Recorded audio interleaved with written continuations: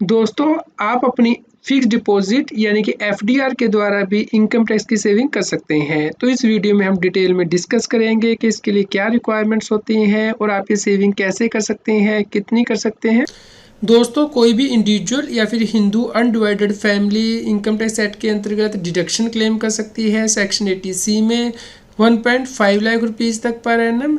इस प्रकार इसके लिए उसे इनकम टैक्स एक्ट के अंतर्गत जो tax saving fixed deposit account है वो खोलना होता है किसी भी शेड्यूल्ड बैंक में। तो यहाँ पे 1.5 लाख रुपीज़ तक की इन्वेस्टमेंट की जा सकती है टैक्स सेविंग एफडीआर में। दोस्तों, आप ये इन्वेस्टमेंट फिक्स डिपॉजिट सीट में करेंगे किसी भी शेड्यूल बैंक की, और ऐसा नहीं है कि आपको मैक्सिमम 1,50,000 की इन्वेस्टमेंट करनी है, लेकिन आप मिनिमम 100 रुपीज़ की इन्वेस्टमेंट कर सकते हैं और 100 रुपीज़ के मल्टीपल में कर सकते हैं, जैसे कि 200 रुपीज़, 300 रुपीज़, 1000 रुपीज़ एक्स्ट्रा। लेकिन मैक्सिमम आपकी जो इन्वेस्टमेंट हो सकती है फिक्स डिपॉजिट सीट की टैक्स सेविंग के पर्पज़ से वो 1,50,000 तक ही हो सकती है पर ईयर। दोस्तों, यदि कोई टैक्स पेयर एफडीआर के थ्रू टैक्स सेविंग करना चाहता है तो उस केस में उसे किसी भी शेड्यूल्ड बैंक में की ब्रांच में जाके एक प्रिस्क्राइब्ड एप्लीकेशन फॉर्म फिल करना है वहाँ पे, और उसके बाद उसकी ये एफडीआर ओपन की जाएगी बैंक के द्वारा। इस प्रकार आप एसबीआई बैंक या किसी भी और शेड्यूल्ड बैंक में जा सकते हैं। दोस्तों, जब ये एफडीआर ओपन की जाती है तो इसके ऊपर आपका नाम, एड्रेस, पैन नंबर और सिग्नेचर भी होते हैं, और दूसरे पर्टिकुलर जो कि बैंक के द्वारा स्पेसिफाई किए जाते हैं वो भी होंगे, जैसे कि date of maturity, rate of interest extra. दोस्तों, यहाँ पे आप जो एफडीआर कराते हैं उसका मिनिमम जो लॉक इन पीरियड है 5 ईयर होता है। 5 साल से पहले आप उससे मैच्योर या विड्रॉ नहीं कर सकते हैं। दोस्तों, ये एफडीआर आप सिंगल नाम से भी कर सकते हैं, जिसे कि single holder type of deposit बोला जाता है, और ज्वाइंट नाम से भी कर सकते हैं, जिसे कि ज्वाइंट होल्डर टाइप डिपॉजिट बोला जाता है। दोस्तों, यदि ज्वाइंट होल्डर टाइप डिपॉजिट है तो उस केस में आप ये 2 व्यक्तियों के नाम से कर सकते हैं, जैसे कि अपने नाम या फिर किसी और अडल्ट व्यक्ति के नाम से, या फिर अपने नाम और माइनर के नाम से। और इस केस में जब मैच्योरिटी हो जाती है तो उस केस में जो किसी भी होल्डर है उसे पे की जा सकती है, जो सर्वाइवर मेंबर है उसे पे की जाती है। लेकिन दोस्तों, यदि ज्वाइंट होल्डर टाइप के आप एफडीआर करा रहे हैं तो उस केस में 80C के अंतर्गत जो डिडक्शन मिलेगी वो सिर्फ फर्स्ट होल्डर को मिलेगी जो डिपॉजिट में मेंशन होगा। तो आप ये ध्यान रखें कि जो व्यक्ति इनकम टैक्स में डिडक्शन क्लेम करेगा 80C के अंतर्गत, उसका नाम पहले आना चाहिए ज्वाइंट होल्डर टाइप डिपॉजिट में। दोस्तों, आप जो टैक्स सेविंग एफडीआर कर रहे हैं उसे आप ट्रांसफ़र भी कर सकते हैं एक ब्रांच से दूसरी ब्रांच में शेड्यूल बैंक की, यानी कि जिस ब्रांच में आपने ये डिपॉजिट किया है उससे यदि आप दूसरी ब्रांच में ट्रांसफ़र करवाना चाहते हैं तो कर सकते हैं। इसके लिए आप किसी भी ब्रांच में एप्लीकेशन दे सकते हैं जिसने एफडीआर इशू की है उसे, या फिर जहां पे आप ये एफडीआर ट्रांसफ़र करना चाहते हैं उसे। लेकिन आपने यदि एक शेड्यूल बैंक में एफडीआर कराई है तो आप उसे दूसरे शेड्यूल बैंक में ट्रांसफ़र नहीं कर सकते हैं।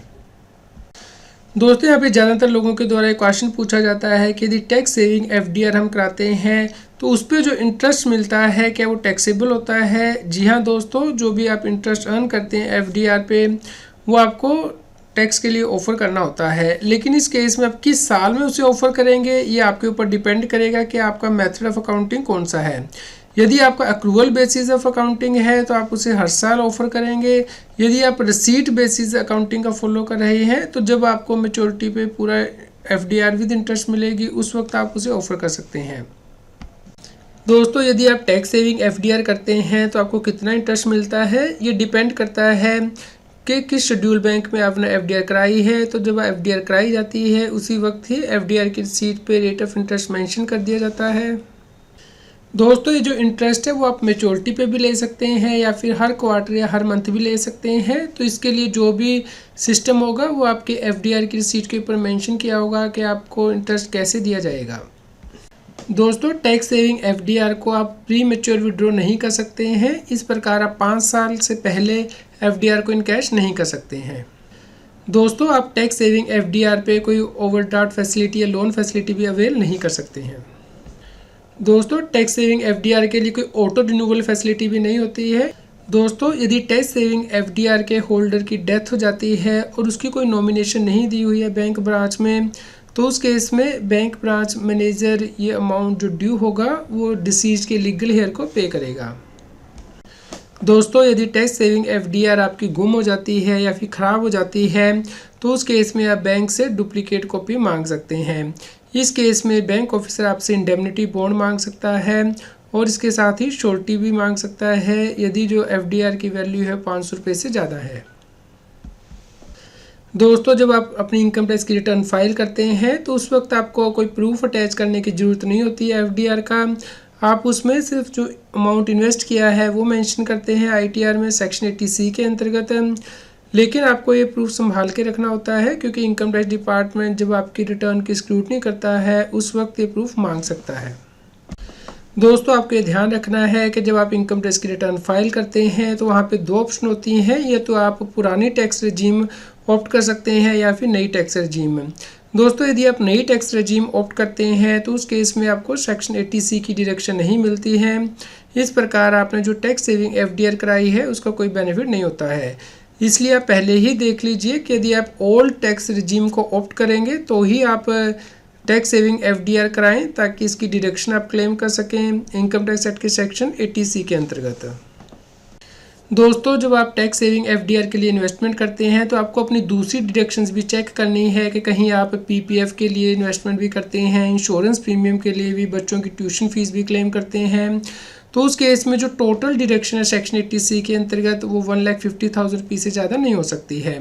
तो इस प्रकार मान लीजिए अपने पीपीएफ इंश्योरेंस प्रीमियम में ऑलरेडी 50,000 रुपये इन्वेस्ट कर दिए हैं तो आपको सिर्फ 1,00,000 रुपया ही टैक्स सेविंग एफडीआर में इन्वेस्ट करना है क्योंकि टोटल डिडक्शन आपकी 1,50,000 रुपीज़ तक ही क्लेम की जा सकती है। यदि आप इससे ज़्यादा अमाउंट इन्वेस्ट करेंगे टैक्स सेविंग एफडीआर में तो उसका आपको इनकम टैक्स में कोई बेनिफिट नहीं होगा। दोस्तों जब भी आप टैक्स सेविंग एफडीआर में इन्वेस्टमेंट का डिसीजन लें तो वो लेने से पहले आपको अपने पूरे साल की इनकम टैक्स की कंप्यूटेशन बना लेनी चाहिए, क्योंकि इसके बेस पे आपको डिसाइड करना है कि आपको कितना अमाउंट टैक्स सेविंग एफडीआर में इन्वेस्ट करना है। हो सकता है कि आपको 20,000 रुपया या फिर 30,000 रुपया ही इन्वेस्ट करना हो और आप अपना टैक्स बचा लें। तो यदि आप उससे ज़्यादा इन्वेस्ट करेंगे तो इसका मतलब है कि आप अपने फ़ंड को ब्लॉक कर रहे हैं 5 साल के लिए। इसलिए पहले ही आप टैक्स की कंप्यूटेशन कर लें और उसके बाद ही डिसीजन लें कि आप कितना अमाउंट टैक्स सेविंग एफडीआर में इन्वेस्ट करना चाहते हैं। उम्मीद करते हैं दोस्तों आपके लिए यह न्यूज़ यूज़फुल रही होगी। कृपया लाइक करें और शेयर करें ताकि सभी लोगों तक ये जानकारी पहुंच पाए और वो इनकम टैक्स की कॉम्प्लायंस कर पाएँ। रेगुलर जीएसटी और टैक्स अपडेट के लिए इस चैनल को सब्सक्राइब करें। फ्रेंड्स आप टीडीएस, इनकम टैक्स, जीएसटी और अकाउंटिंग सॉफ्टवेयर ऑडिट ट्रेल के साथ कॉम्प्लायंस आसानी से कर सकते हैं। इन सॉफ्टवेयर के डेमो देखने के लिए आप हमें मोबाइल नंबर के साथ ईमेल कर दीजिए taxil@gmail.com पर। आप हमें Telegram app CA Satbir Singh Taxil पर ज्वाइन कर सकते हैं ताकि आप जीएसटी और इनकम टैक्स के रेगुलर अपडेट अपने मोबाइल पर ही प्राप्त कर सकें।